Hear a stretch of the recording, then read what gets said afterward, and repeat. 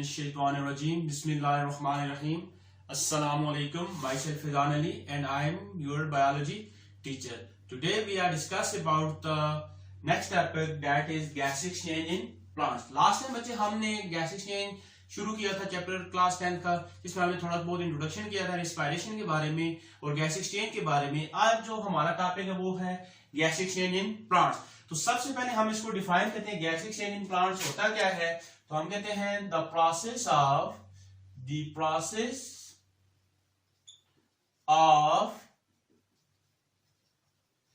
exchange of gases between plants and their environment is called gas exchange. हमने कहा किसी भी प्लांट्स और उसके एनवायरनमेंट के दरमियान, मतलब फोटोसिंथेसिस है या रेस्पिरेशन है, तो प्लांट्स क्या करते हैं? गैसेस को एब्जॉर्ब करते हैं या गैसेस को रिलीज करते हैं. तो हमने कहा कि इस दौरान जो एक्सचेंज ऑफ गैसेस करना है प्लांट्स का, इस किस्म के प्रोसेस को आप क्या कहते हैं? Gas exchange in plants. अब बच्चे हमने कहा कि जो प्लांट्स हैं ये दोनों गैसेस इनहेल करते हैं. फॉर एग्जाम्पल हम कहते हैं कि plants exchange both oxygen and carbon dioxide. हमने कहा कि प्लांट जो है ये कार्बन डाइऑक्साइड इनहेल भी करते हैं और एक्सहेल भी करते हैं, जबकि ये जो है ऑक्सीजन भी इनहेल या एक्सहेल दोनों करते हैं. ठीक हो गया?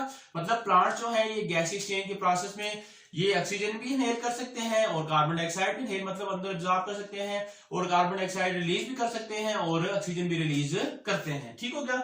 अब इसके बाद बच्चे एक मोस्ट इंपॉर्टेंट जो क्वेश्चन है या मोस्ट इंपॉर्टेंट जो मोस्टली पूछा जाता है कि why plants don't have special respiratory organ. मतलब प्लांट के अंदर किसी किस्म का कोई स्पेशल रेस्पिरेटरी ऑर्गन नहीं है. इसकी रीजन क्या है? मतलब प्लांट्स के अंदर कोई स्पेशल किस्म का रेस्पिरेटरी ऑर्गन नहीं है, तो इसकी रीजन क्या है? अब देखिए बच्चे, हमारा ये है कि हमारा कभी ऐसे तो हुआ नहीं है कि हमारे प्लांट्स पर सांस है या पाँव के ऊपर सांस है या हमने शूज पहने तो हमारे पाँव का सांस बंद होगा. कभी ऐसा नहीं होता. लेकिन अगर प्लांट्स का अगर आप देखें ना, तो किसी ब्रांच को आप कवर कर दें तो उसकी वजह से क्या हो जाता है? वो प्लांट जो ब्रांच है खुश्क हो जाती है, बाकी वैसे ही वैसा रहता है. मतलब ये हो गया कि प्लांट्स को स्पेशल रेस्पिरेटरी ऑर्गन की जरूरत नहीं है. सबसे जो मेन वजह है वो ये है because every cell have direct contact with their environment. Every cell have direct contact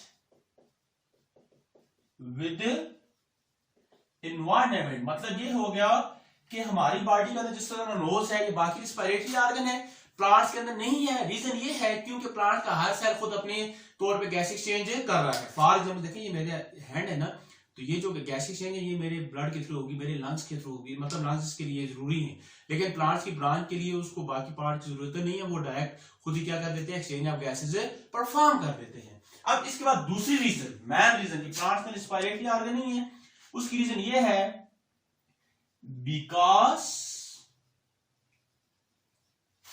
of large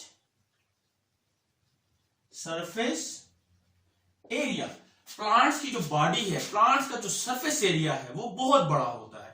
मतलब अगर आप देखिए हमारी body 5 feet 7 feet maximum 10 feet height हो सकती है, इससे ज्यादा तो नहीं होती. लेकिन प्लांट्स की देखिए 500 मीटर 300 मीटर इतने बड़े बड़े प्लांट्स होते हैं. तो वो हर सेल क्या करता है? उसकी सब बॉडी बहुत बड़ी है, सरफेस एरिया बहुत बड़ा है. तो इस वजह से हम कहते हैं कि प्लांट जो है उनका रेस्पिरेटरी जो सिस्टम है या उनका जो रेस्पिरेशन का प्रोसेस है वो इसलिए भी उनकी स्पेशल रेस्पिरेटरी ऑर्गन की जरूरत नहीं होती क्योंकि उसके लिए डिस्टेंस बहुत ज्यादा है. तो उनकी जो बॉडी के अंदर इस तरह का कोई स्पेशल किस्म का ट्रांसपोर्ट मैकेनिज्म नहीं है जो उसको पूरी बॉडी के अंदर ट्रांसपोर्ट कर सके.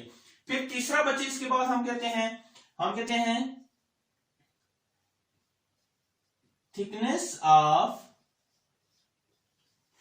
concentration gradient.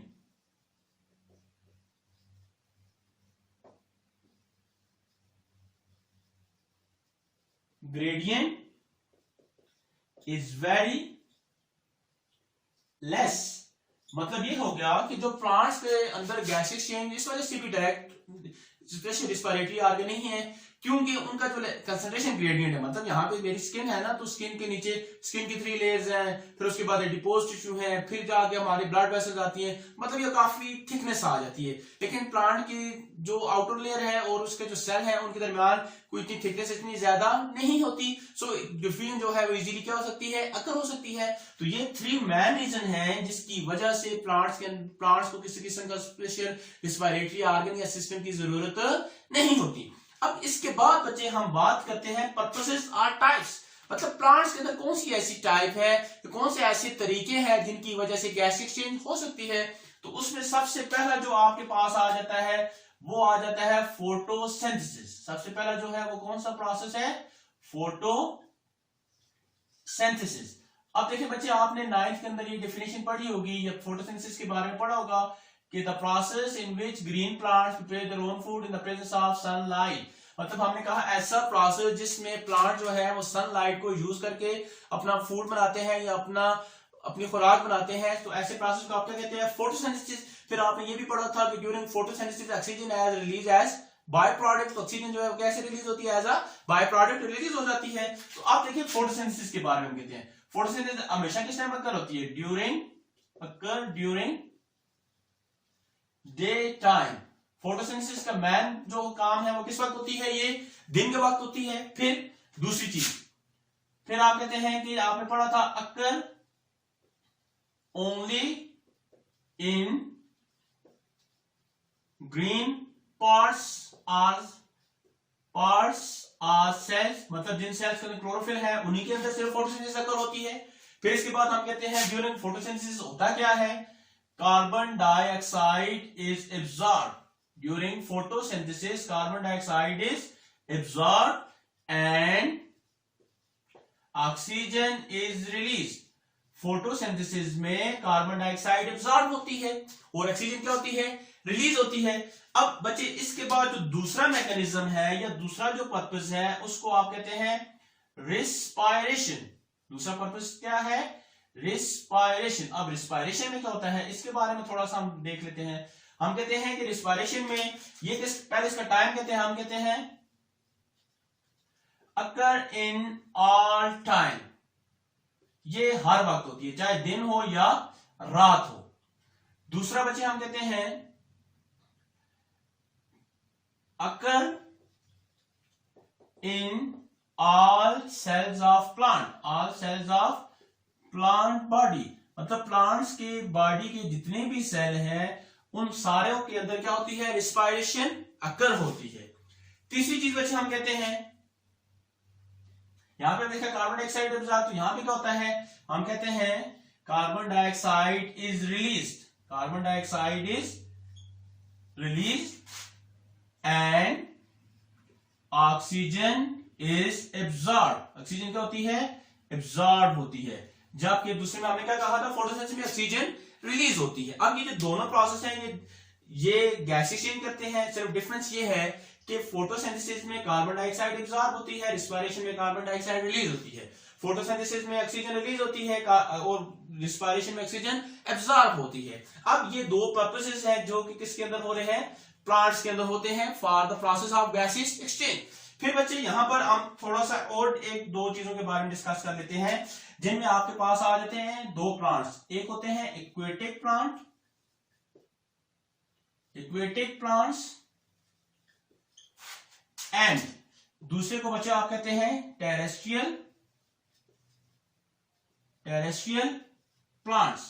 अब बच्चे देखें, यहां पे हम जो ज्यादा फोकस कर रहे हैं ना वो ऑक्सीजन पे करेंगे। अब यहां पे हम ज्यादा फोकस किस पे करेंगे, ऑक्सीजन। अब अगर आपसे कोई पूछे ऑक्सीजन पे फोकस किस लिए कर रहे हैं, ऑक्सीजन पे इसलिए फोकस कर रहे हैं क्योंकि ऑक्सीजन होगी तो एनर्जी बनेगी। तो एनर्जी के लिए क्या चीज चाहिए, ऑक्सीजन। तो अब हम सिर्फ ऑक्सीजन की बात करते हैं यहाँ पे। अच्छा ठीक है, अब इसके अंदर हम बात करेंगे ओनली ऑक्सीजन। अब बच्चे जो एक्वेटिक प्लांट्स हैं, मतलब एक्वेटिक प्लांट्स होते हैं पहले ये हम कहते हैं प्लांट्स ग्रो इन वाटर। पानी के अंदर जो प्लांट्स होते हैं उनको आप क्या कहते हैं, एक्वेटिक प्लांट्स। फिर हम कहते हैं they get oxygen from water, ये कहां से ऑक्सीजन एब्जॉर्ब करते हैं? वाटर से। और जबकि टेरेस्ट्रियल प्लांट्स कौन से होते हैं? हम कहते हैं growing on land, those plant which growing on land. दूसरा हम कहते हैं गेट ऑक्सीजन फ्रॉम एटमॉस्फेयर, ये कहां से ऑक्सीजन एब्जॉर्ब करते हैं? एटमॉस्फेयर से। अच्छा, फिर बच्चे यहां पर एक और क्वेश्चन भी है कि देखिए आपने देखा होगा ना, कुछ लोग कहते हैं रात को दरख्तों के नीचे नहीं सोना चाहिए, वाकई नहीं सोना चाहिए। अब इसकी रीजन क्या होती है? इसकी रीजन ये है क्योंकि रात के वक्त जो दरख्त है वो क्या करते हैं? कार्बन डाइऑक्साइड रिलीज करते हैं और ऑक्सीजन एब्जॉर्ब करते हैं, जबकि दिन के वक्त वो क्या करते हैं? दिन के वक्त वो कार्बन डाइऑक्साइड भी रिलीज कर रहे होते हैं, ऑक्सीजन भी रिलीज कर रहे हैं, इस वजह से उनका कोई खास डिफरेंस नहीं होता, लेकिन ज्यादा ऑक्सीजन रिलीज करते हैं। अब अगर हम यहाँ पे चले थोड़ा सा इसको देख लेते हैं, देखिए हमने कहा ड्यूरिंग डे टाइम कौन सा प्रोसेस होगा? Photosynthesis, photosynthesis. अब देखिए फोटोसिंथेसिस में हमने कहा ऑक्सीजन रिलीज भी हो सकती है और हमने कहा ऑक्सीजन एब्जॉर्ब भी होती है। फिर इसी तरह हम कहते हैं कि जी कार्बन डाइऑक्साइड एब्जॉर्ब होती है।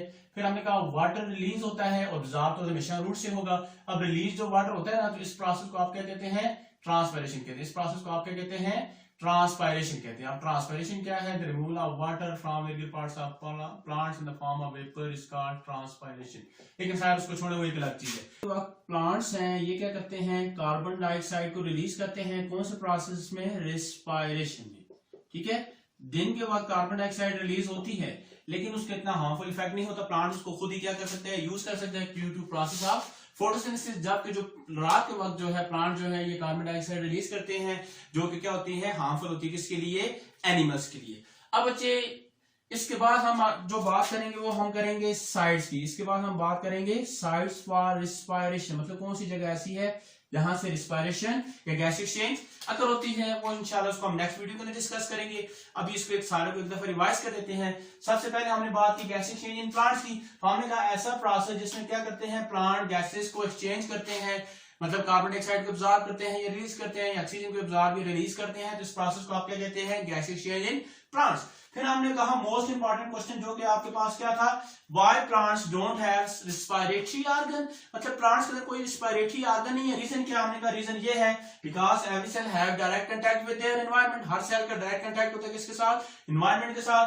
दूसरा हमने कहा कि लार्ज सरफेस एरिया है, उनकी बॉडी बहुत बड़ी होती है, बहुत लार्ज होती है, इस वजह से उनके अंदर कोई प्रॉपर रिस्पायरेटरी सिस्टम नहीं है। तीसरा हमने कहा कि जो थिकनेस ऑफ कंसंट्रेशन ग्रेडियंट, मतलब जो ट्रांसपोर्ट ऑफ गैसेस के लिए जो दरमियान में ब्रिज है या जो कंसंट्रेशन ग्रेडियंट उसकी थिकनेस भी क्या है? वेरी लो है, लेस है, तो इस वजह से क्या हो सकता है? इजीली फ्यूजन अकर हो जाती है। फिर बच्चे हमने बात की थी पर्पसेस की, तो हमने कहा दो पर्पसेस हैं, फोटोसिंथेसिस, रिस्पायरेशन।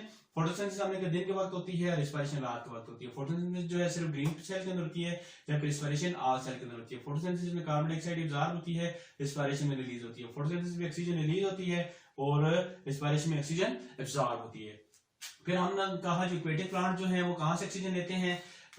वाटर से, जबकि टेरेस्ट्रियल क्या करते हैं? एटमॉस्फेयर से। फिर यहाँ पे हमने थोड़ा सा डायग्राम को डिस्कस किया। अब बच्चे इससे रिलेटेड अगर आपको कोई कंफ्यूजन हो तो आप कमेंट सेक्शन में हमसे पूछ सकते हैं। फिर इसके बाद इंशाल्लाह नेक्स्ट हम डिस्कस करेंगे साइट। तब तक के लिए अल्लाह हाफिज।